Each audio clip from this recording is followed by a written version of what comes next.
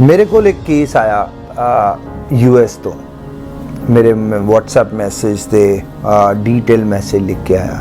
थोड़ा डिफरेंट है कि भी कुड़ी ने मेरे नाल गल की एंड फोन चकदा गया कि भाजी अज वो चीज़ हुई है, बहुत मदभागी चीज़ है, माड़ा होया। बट हर चीज़ के दो पहलू होंदे है। हर टाइम कुड़ियाँ गलत नहीं, मुंडे भी गलत है। एंड मेरा केस इदां दा ही है कि भैन मेरी दस की तेरा केस है। कोई नहीं कहता कुड़ियाँ गलत है, जे कुड़ियाँ गलत है तो मुंडे भी इक्वली गलत है। मैं बार बार कहना ताड़ी दो हत्थां नाल वजदी है। ਜਿਹੜੇ ਬੰਦੇ ਕਹਿੰਦੇ ਹੈ कि भी मेरे नाल फ्रॉड होया, मेरा सारिਆਂ ਨੂੰ ਅੱਜ सवाल है। बहुत सारे मैसेजेस व्हाट्सएप ਦੇ ਵਿੱਚ ਆਏ, रोज़ ਦਾ तकरीबन 150-200 मैसेज ਜਿਹੜਾ ਵਾ ਵੱਖਰੀਆਂ ਵੱਖਰੀਆਂ स्टोरियां हैं। हैरानी हो रही है कि ਵੇਲੇ मैसेज पढ़ते पढ़ते आप ਨੂੰ ही रोना आ ਜਾਂਦਾ है, दिल भर ਜਾਂਦਾ है कि की हो की ਰਿਹਾ ਵਾ। बाहर जाण ਦੇ नाम तो बाहर जाना क्यों है? बैटर फ्यूचर वास्ते, चंगी जिंदगी वास्ते। तो मैं क्या यार तुहानू पहले नहीं सी दिसदा पिया ये चीज़? हाँ जी भाजी लगदा सी, बट आपां इग्नोर कीता। नहीं, अंदरों आवाज़ नहीं सी आ रही, बट फिर भी धक्का कीता अपने आप नाल, अपने घरदियां नाल। सो अज जिन्ने बंदे कह रहे हैं कि जी मेरे नाल धक्का होया, मेरे कुछ सवाल है एज अ परिवारक मैंबर तुहाडे नाल। तुहाडा छोटा भरा, तुहाडा वड्डा भरा, तुहाडा पुत्त बन के तुहानू एक चीज़ पुछनी चाहुंदा। जिहड़े बंदे कहंदे कि मेरे नाल फ्रॉड होया, अपने आप नू 4 सवाल जरूर पूछो। पहला सवाल, तुहाडे नाल फ्रॉड होया, तुसी किसे दे घरे ये प्रपोजल लैके गए सी कि ब्याह करके बाहर वग जाइए, कि वो चल के तुहाडे घरे आए सी? पहला सवाल। दूसरा सवाल, तुहाडे च कोई कमी सी जिस करके ये सब कुछ कीता? जे कमी सी, की कमी सी? तीसरा, तुहाडी नीयत की सी? तुहाडी नीयत एक्चुअल विआह दी सी या कल्ला बाहर जाना ही सी और तुसी मौके दा फायदा चक्या? नीयत की सी? तुहानू जदों डिक्लेयर कर रहे हैं कि धोखा हो गया, ये रातों रात नहीं हो गया, हौली हौली कुछ चीज़ां हो रही होणगियां, उदों नहीं पता लगा कि मेरे नाल धोखा हो रहा है, कि मेरा स्पाउस, मेरा पार्टनर, मेरी वोटी, मेरा घर वाला मेरे नाल धोखा कर रहे हैं? ये पहले नहीं पता लगा। विआह होने तो पहले कोर्टशिप पीरियड एक नाम की चीज़ होंदी है, एक दूजे नू जानन दा समा हुंदा है। वो बिताया, एक दूजे दे नेचर नू देखिया, ये अपने आप नू परखिया कि मैं सारी जिंदगी इस बंदे नू या इस बंदी नू दे सकदी या दे सकदा, कि ये कीता सीगा? ये सारे सवालों के जवाब अपने आप नू जरूर पूछो। कि सब तो वड्डा सवाल है नीयत की सी? तुसी किते ये तो नहीं कि उन्होंने वरतदे पे सी ते वरते खुद गए हो? वो कहते ना कि किसी वेले इदां दी चीज़ होंदी है साडे संसार च कि असी किसे लिए खाई खोदन गए हाँ ते डिग आप गए हाँ। किते ये तो नहीं होया कि असी वरतन गए सी किसे नू, किसी दे धी पुत नू वरतन गए सी ते मांझे आप गए हैं। जे आई चीज़ है, नीयत ही माड़ी सी, ते अज फिर उहदा रिजल्ट है जो तुहाडे कोल है। दूजा है कि जिन्हों असी ठगी और धक्का ये कहने आ, उत्थे कहना जायज़ है कि जिथे सब कुछ ठीक सी, बट जदों पार्टनर मेन एप्लीकेंट उत्थे बाहर चला गया तो उहदे हालात बदल गए, उत्थे जा करके पिंगा किते होर पै गईयां ते पुराने यार भुला करके नवियां दे संग लग गए ते पुराणियां नूं रुलदे छड़ता। वो धक्का है। और बच्चा इत्थे बैठा अज भी कहंदा है कि बाहर नूं अग लाइए, सिर जुड़ जन, मैं अपना परिवार इकट्ठा करना चाहुंदा। वो धक्का है। और नाल वो धक्के दा फिर ये भी पार्ट भी है कि मेरा इमोशनली ये, मतलब मैं वर्ड यूज़ करदा कि मेरा इमोशनल रेप होया, मैनू मैंटली डिस्टर्ब हो गया, बट उहदे नाल फाइनैंशियली भी मेरा ये नुकसान होया। कल्ला ये कहना गलत है कि जी मेरा इन्ने पैसों का नुकसान हो गया। कल्ले पैसे नहीं, पूरे परिवार की अपनी मानसिक स्थिति देखो कि वो चीज़ों के उत्ते असर पिया। ਦੁਬਾਰਾ ਕਦੀ ਕਿਸੇ ਤੇ ਵਿਸ਼ਵਾਸ ਕਰਨ ਲੱਗਿਆ ਕਿੰਨੀ ਵਾਰੀ ਸੋਚੋਗੇ, ਉਹ ਹੈ ਧੱਕਾ। ਬਟ ਇੱਕ ਚੀਜ਼ ਜ਼ਰੂਰ ਦੇਖੋ, ਆਪਾਂ ਕਹਿੰਦੇ ਸਾਰੇ ਉਸ ਅਕਾਲ ਪੁਰਖ ਪਰਮਾਤਮਾ ਨੂੰ ਮੰਨਿਆ, ਤੇ ਵਿਆਹਾਂ ਵਾਲੀ ਗੱਲ ਕਰੀਏ ਤੇ ਸਾਰਿਆਂ ਨੇ ਹੀ ਆਲਮੋਸਟ ਆਨੰਦ ਕਾਰਜ ਕੀਤੇ ਉਹ ਗੁਰੂ ਮਹਾਰਾਜ ਦੀ ਹਾਜ਼ਰੀ 'ਚ ਕੀਤੇ ਹੈ। ਮਾੜੀ ਨੀਅਤ ਨਾਲ ਆਨੰਦ ਕਾਰਜ ਕੀਤੇ ਹੋਏ ਹੈ ਤੇ ਉਸ ਪਰਮਾਤਮਾ ਦੀ ਹਾਜ਼ਰੀ 'ਚ ਕੀਤੇ, ਉਹ ਤੇ ਜਾਨੀ ਜਾਨ ਹੈ, ਉਹਨੂੰ ਤੇ ਪਤਾ ਹੀ ਹੈ ਅਸੀਂ ਮੂੰਹ ਬੋਲੀਏ ਜਾਂ ਨਾ ਬੋਲੀਏ ਕਿ ਸਾਡੇ ਅੰਦਰ ਕੀ ਚੱਲਦਾ ਪਿਆ ਹੈ। ਫਿਰ ਉਹਦਾ ਰਿਜ਼ਲਟ ਜੋ ਮਿਲਣਾ ਹੈ ਉਹੀ ਮਿਲਣਾ ਹੈ। ਔਰ ਦੂਜਾ ਹੈ, ਬਾਹਰ ਦੇ ਮੁਲਕਾਂ ਨੇ ਘਰ ਖਰਾਬ ਕਰਤੇ, ਪੈਸੇ ਖਰਾਬ ਕਰਤੇ, ਉਹ ਸਾਰਿਆਂ ਲਈ ਮੈਂ ਖੜਾ, ਉਹ ਸਾਰਿਆਂ ਲਈ ਮੈਂ ਖੜਾ। ਨੀਤਾਂ ਮਾੜੀਆਂ ਸੀ ਉਹਨਾਂ ਲਈ ਨਹੀਂ ਖੜਾ, ਕੌਂਟਰੈਕਟ ਮੈਰਿਜ ਸੀ ਉਹਨਾਂ ਲਈ ਬਿਲਕੁਲ ਨਹੀਂ ਖੜਾ। ਤੇ ਜਿਨ੍ਹਾਂ ਨੇ ਕੌਂਟਰੈਕਟ ਮੈਰਿਜ ਕੀਤੀ, ਮੈਂ ਕਹਿੰਦਾ ਉਹਨਾਂ ਨਾਲ ਜੇ ਚੀਜ਼ ਹੁੰਦੀ ਤੇ ਠੀਕ ਹੀ ਹੁੰਦੀ ਹੈ, ਕਿਉਂਕਿ ਤੁਸੀਂ ਧੀਆਂ ਪੁੱਤਾਂ ਦੇ ਰਿਸ਼ਤੇ ਕਰਦੇ ਹੋ, ਜਿੱਥੇ ਸੌਦੇ ਨਹੀਂ ਹੋਏ ਧੀਆਂ ਪੁੱਤਾਂ ਦੇ। ਜੈਨੂਇਨ ਮੈਰਿਜ ਹੈ, ਉੱਥੇ ਮੈਂ ਤਨੋ ਮਨੋ ਧਨੋ ਤੁਹਾਡੇ ਸਾਰਿਆਂ ਦੇ ਨਾਲ ਖੜਾ। ਸੋ ਆਪਣੇ ਆਪ ਨੂੰ ਸਵਾਲ ਜ਼ਰੂਰ ਪੁੱਛੋ। ਗੱਲ ਸ਼ੁਰੂਆਤ ਕੀਤੀ ਸੀ, USA ਤੋਂ ਇੱਕ ਕੇਸ ਆਇਆ ਮੇਰੇ ਕੋਲ ਜੀ, ਭਾਜੀ ਹਰ ਵੇਲੇ ਕੁੜੀ ਗਲਤ ਨਹੀਂ ਹੁੰਦੀ, ਮੁੰਡੇ ਵੀ ਗਲਤ ਹੁੰਦੇ ਆ। ਮੈਂ ਕਹਾ ਭੈਣ ਮੇਰੀਏ, ਹਰ ਚੀਜ਼ ਦੇ ਦੋ ਪਹਿਲੂ ਹੈ, ਮੈਨੂੰ ਦੱਸ ਮੈਂ ਤੇਰੀ ਕੀ ਮਦਦ ਕਰ ਸਕਦਾ। ਕਹਿੰਦੀ ਮੈਂ ਤੇ ਕੋਈ ਸਟੂਡੈਂਟ ਵੀਜ਼ੇ ਤੇ ਨਹੀਂ, ਕੋਈ ਵਰਕ ਪਰਮਿਟ ਤੇ ਨਹੀਂ, ਮੈਂ ਸਿਟੀਜ਼ਨ ਹਾਂ USA ਦੀ, ਮੈਂ ਤੇ ਕੰਮ ਕਰਦੀ ਹਾਂ। ਮੇਰਾ ਵਿਆਹ ਹੋਇਆ ਇੰਡੀਆ ਦੇ ਵਿੱਚ, ਮੈਂ ਮੁੰਡੇ ਨੂੰ ਸੋਸ਼ਲ ਮੀਡੀਆ ਦੇ ਉੱਤੇ ਮਿਲੀ, ਮੈਂ ਇੰਡੀਆ ਆਈ, ਆਪਣੀ ਟਿਕਟ ਆਪ ਖਰਚ ਕੇ ਆਈ, ਸਭ ਕੁਝ ਕਰਕੇ ਆਈ, ਇੰਡੀਆ ਆ ਕੇ ਵਿਆਹ ਕੀਤਾ, ਇੰਡੀਆ ਰਹੀ, ਉਹਦੇ ਬਾਅਦ ਚ ਦੁਬਾਰਾ ਇੱਥੇ ਆਈ, ਮੁੰਡੇ ਦੇ ਪੇਪਰ ਵੀ ਅਪਲਾਈ ਕੀਤੇ। ਅੱਜ ਦੀ ਡੇਟ ਜੋ ਮੈਨੂੰ ਚੀਜ਼ਾਂ ਪਤਾ ਲੱਗ ਰਹੀਆਂ, ਮੇਰੇ ਕੋਲੋਂ ਪੈਸੇ, ਮੈਂ ਹੱਥੀਂ ਪੈਸੇ ਖਰਚੇ ਹੈ, ਮੈਂ ਹਰ ਮਹੀਨੇ ਪੈਸੇ ਵੀ ਭੇਜਦੀ ਰਹੀ ਹਾਂ। ਬਟ ਹੁਣ ਕੁਛ ਇੱਦਾਂ ਦੀਆਂ ਪ੍ਰੋਬਲਮਸ ਹੋ ਗਈਆਂ ਕਿ ਹੁਣ ਮੇਰੇ ਤੋਂ ਹੋਰ ਬਰਦਾਸ਼ਤ ਨਹੀਂ ਹੁੰਦਾ, ਕਿ ਮੈਨੂੰ ਇੰਨਾ ਮੈਂਟਲੀ ਟੌਰਚਰ ਕੀਤਾ ਜਾਂਦਾ ਹੈ ਕਿ ਮੇਰੇ ਤੋਂ ਹੋਰ ਨਹੀਂ ਬਰਦਾਸ਼ਤ ਹੁੰਦਾ। ਤੇ ਹੁਣ ਮੈਨੂੰ ਇਹ ਧਮਕੀ ਵੀ ਦਿੱਤੀ ਜਾਂਦੀ ਹੈ, ਕਿਉਂਕਿ ਮੈਂ ਕਿਹਾ ਛੱਡੋ ਅਸੀਂ ਕੋਈ ਆਪਾਂ ਡਿਵੋਰਸ ਕਰ ਲਈਏ, ਜੇ ਨਹੀਂ ਨਿਭਦੀ ਤੇ ਨਾ ਸੀ। ਮੈਂ 3 ਸਾਲ ਇਸ ਕਰਕੇ ਬਰਦਾਸ਼ਤ ਕੀਤਾ ਕਿ ਸਮਾਜ ਕੀ ਕਹੇਗਾ, ਮੇਰੇ ਘਰ ਦੇ ਕੀ ਕਹਿਣਗੇ, ਲੋਕੀ ਕੀ ਕਹਿਣਗੇ। ਇੱਥੇ ਲੋਕੀ ਟਿਚਰਾ ਕਰਦੇ ਕਿ ਆਇਆ ਨਹੀਂ ਤੇਰਾ ਘਰ ਵਾਲਾ, ਮੇਰੇ ਹੱਥ 'ਚ ਨਹੀਂ, ਲੋਕਡਾਊਨ ਹੋ ਗਿਆ, ਬਾਕੀ ਚੀਜ਼ਾਂ ਹੋ ਗਈਆਂ, ਮੈਂ ਪੇਪਰ ਅਪਲਾਈ ਕੀਤੇ ਹੋਏ ਆ। ਤੇ ਮੈਂ ਜਦੋਂ ਡਿਵੋਰਸ ਦੀ ਕਹਿੰਦੇ ਜੀ ਗੱਲ ਕਰਦੀ ਆ, ਕਿਉਂਕਿ ਜੀ ਆਪਾਂ ਲੈਟਸ ਗੈਟ ਸੈਪਰੇਟਡ, ਕਿ ਡਿਵੋਰਸ ਲੈ ਲੈਂਦੇ, ਤੇ ਅੱਗੋਂ ਮੈਨੂੰ ਧਮਕੀਆਂ ਲਾਈਆਂ ਜਾਂਦੀਆਂ।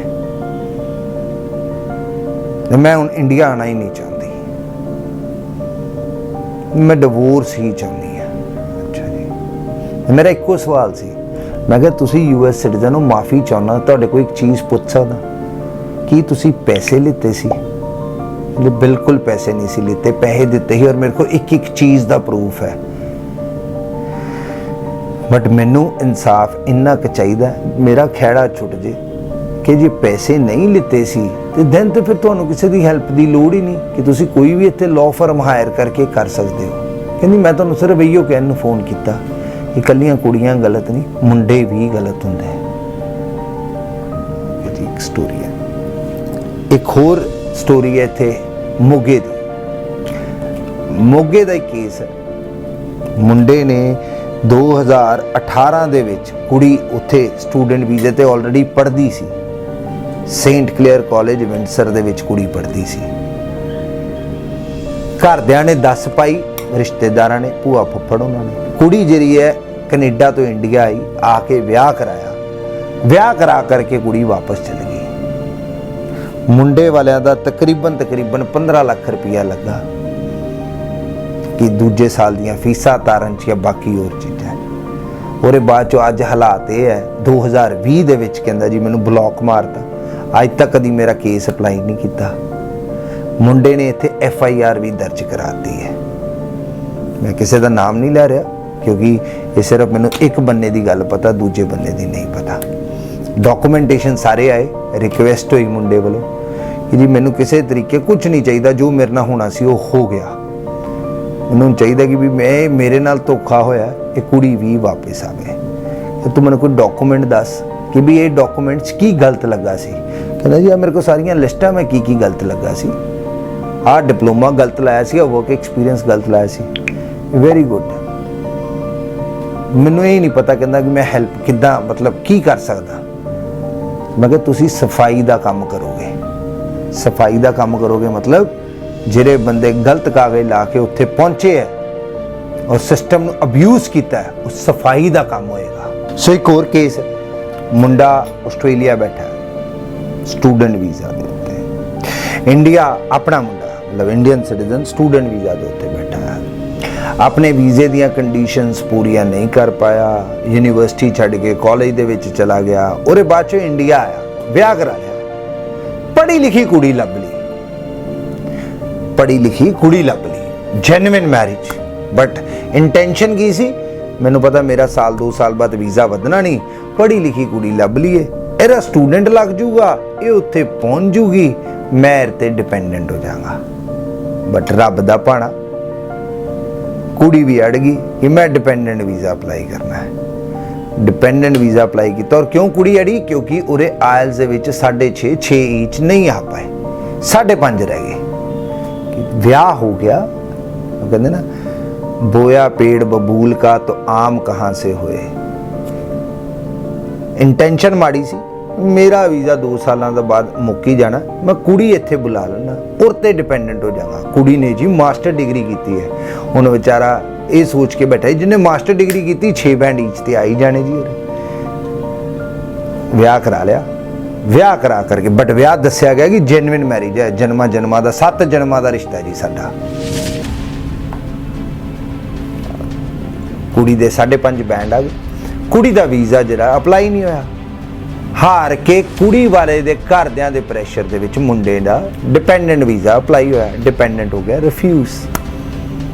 क्यों रिफ्यूज़ होया? पता कि तेरा घर वाला जदों इत्थों गया सी, यूनीवर्सिटी दा कह के गया सी, वो यूनीवर्सिटी च उन्हें डिग्री नहीं कीती, वो कॉलेज अज भी पिछले 7 सालों तो स्टूडेंट वीज़े ते ही तुरिया आ रहा।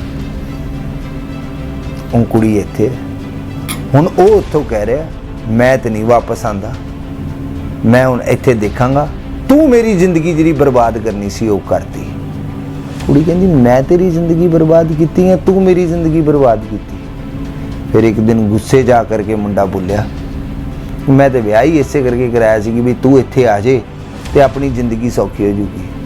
ਜਦੋਂ ਤੂੰ ਆਇਲਸ ਨਹੀਂ ਕਰ ਪਾਈ, ਫਿਰ ਤੂੰ ਮੇਰੇ ਕਿਸ ਕੰਮ ਦੀ, फिर तू मेरे किस कम दी। आ रिश्ते है, आ जेन्युइन मैरिज है। और इस जेन्युइन मैरिज का असर उन्हां ते पैंदा जिहड़े एक्चुअल दे विच वरतदे नहीं, आपस मियाँ बीबी एक दूजे नूं वरतदे नहीं। जिथे तुसी वरत रहे हो एक दूजे नूं अपना उल्लू सीधा करने वास्ते, उत्थे मूँह दे भार डिगोगे ही डिगोगे।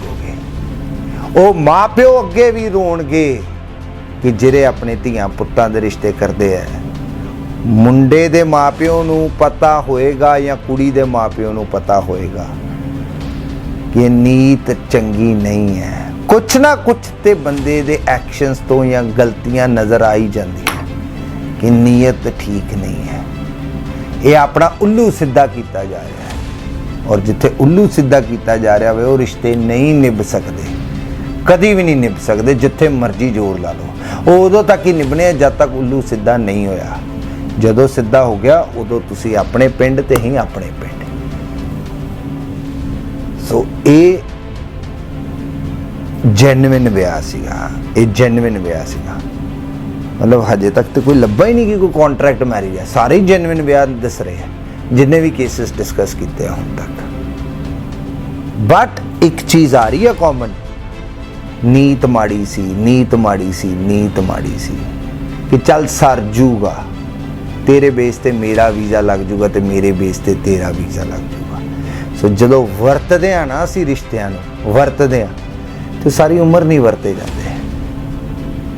वो कदी ना कदी ते वो तृष्णा, वो वरतना मुकनी है। उदों फिर ये हुंदा कि तू बैठा है ते बैठा भी क्यों है। उदों छोटी छोटी चीज़ां भी फिर चुभनियां शुरू हो जांदियां। सो इस करके रिश्तियां दे विच एक दूजे नूं वरतो नहीं, एक दूजे दा साथ दिओ, तद रिश्ते निभणगे। अदरवाइज एट द एंड यही कहा जाऊगा मेरे नाल ठगी होगी, मेरे नाल धक्का होगा। ਹੁਣ ਇਸ ਐਪੀਸੋਡ ਦੇ ਵਿੱਚ ਮੁੰਡੇ ਦਾ ਮੈਨੂੰ ਫੋਨ ਵੀ ਆਇਆ। ਮੁੰਡਾ ਕਹਿੰਦਾ ਭਾਜੀ ਮੈਨੂੰ ਦੱਸੋ ਮੈਂ ਗਲਤ ਕਿੱਥੇ ਆ, ਮੈਂ ਵਿਆਹ ਕਰਾਇਆ, ਕੀ ਮੈਂ ਆਪਣੀ ਵਾਈਫ ਤੋਂ ਇਹ ਵੀ ਐਕਸਪੈਕਟ ਨਹੀਂ ਕਰ ਸਕਦਾ ਕਿ ਉਹ 6 ਬੈਂਡ ਲੈ ਆਊਗੀ ਤੇ ਉਹ ਇੱਥੇ ਸਟੂਡੈਂਟ ਤੇ ਆ ਜੂਗੀ, ਮੈਂ ਉਹਦੀਆਂ ਫੀਸਾਂ ਭਰਾਂਗਾ ਤੇ ਮੈਂ ਉਹਦੇ ਤੇ ਡਿਪੈਂਡੈਂਟ ਹੋ ਜਾਊਗਾ, ਮੈਂ ਖੁੱਲ੍ਹ ਕੇ ਕੰਮ ਕਰ ਸਕਦਾ, ਦੱਸੋ ਮੇਰੀ ਸੋਚ ਗਲਤ ਹੈ? ਮੈਂ ਕਿਹਾ ਬਿਲਕੁਲ ਗਲਤ ਨਹੀਂ, ਬਿਲਕੁਲ ਸਹੀ ਸੋਚ ਹੈ ਤੇਰੀ, ਬਟ ਕੀ ਤੂੰ ਉਹਨੂੰ ਦੱਸਿਆ ਕਿ ਦੇਖ ਮੇਰੀ ਇਹ ਪ੍ਰੋਬਲਮ ਹੈ, ਮੈਨੂੰ ਇਹ ਮੇਰੀ ਪ੍ਰੋਬਲਮ ਮੈਨੂੰ ਦਿਸਦੀ ਵੀ ਹੈ ਕਿ 2 ਸਾਲ ਬਾਅਦ ਐਂਡ ਹੋ ਜਾਊਗਾ, 2 ਰਸਤੇ ਹੈ ਕਿ ਆਪਣਾ ਵਿਆਹ ਹੁੰਦਾ ਵਾ, ਤੂੰ ਆਇਲਸ ਕਰ ਲੂੰਗੀ 6 ਬੈਂਡ ਈਚ, ਤੂੰ ਪੜ੍ਹ ਸਕਦੀ ਹੈ 2 ਸਾਲ ਹੋਰ ਇੱਥੇ ਆ ਕੇ ਡਿਗਰੀ, ਕੀ ਤੂੰ ਕਰ ਸਕਦੀ ਹੈ? ਕਿਉਂਕਿ ਜੇ ਤੂੰ ਕਰ ਸਕਦੀ ਹੈ ਮੈਂ ਡਿਪੈਂਡੈਂਟ ਹੋ ਜਾਊਂਗਾ, ਮੇਰਾ ਜਿਹੜਾ ਵਾ ਖੁੱਲ ਕੇ ਕੰਮ ਕਰਾਂਗੇ ਐਂਡ ਆਪਣੀ ਜ਼ਿੰਦਗੀ ਵਧੀਆ ਹੋਊਗੀ। ਕੀ ਇਹ ਕਲੀਅਰਲੀ ਲਾਊਡ ਐਂਡ ਕਲੀਅਰ ਕੁੜੀ ਨੂੰ ਬੋਲਿਆ, ਕੁੜੀ ਦੇ ਘਰਦਿਆਂ ਨੂੰ ਬੋਲਿਆ? ਜੇ ਨਹੀਂ ਬੋਲਿਆ, ਆਪਣੇ ਦਿਲ 'ਚ ਰੱਖਿਆ ਤੇ ਹਾਂ ਤੁਸੀਂ ਗਲਤ ਹੋ, ਔਰ ਜੇ ਬੋਲਤਾ ਔਰ ਉਹਦੇ ਬਾਅਦ 'ਚ ਕੁੜੀ ਗਲਤ ਕਹਿ ਰਹੀ ਹੈ ਤੇ ਫਿਰ ਕੁੜੀ ਗਲਤ ਹੈ। ਕਿਸੇ ਨੂੰ ਸੁਪਨਾ ਨਹੀਂ ਆਣਾ, ਕੋਈ ਥਰਮਾਮੀਟਰ ਨਹੀਂ ਬਣਿਆ ਤੁਹਾਡੇ ਮੂੰਹ 'ਚ ਪਾ ਕੇ ਦੇਖ ਲੈ ਕਿ ਇਹਦੇ ਮਨ ਦੇ ਕੀ ਵਿਚਾਰ ਹੈ। ਉਹ ਜਦੋਂ ਬੰਦਾ ਮੂੰਹ ਖੋਲੇਗਾ ਤੇ ਹੀ ਪਤਾ ਲੱਗਦਾ ਕਿ ਇਹਦੇ ਮਨ ਦੇ ਕੀ ਵਿਚਾਰ ਹੈ।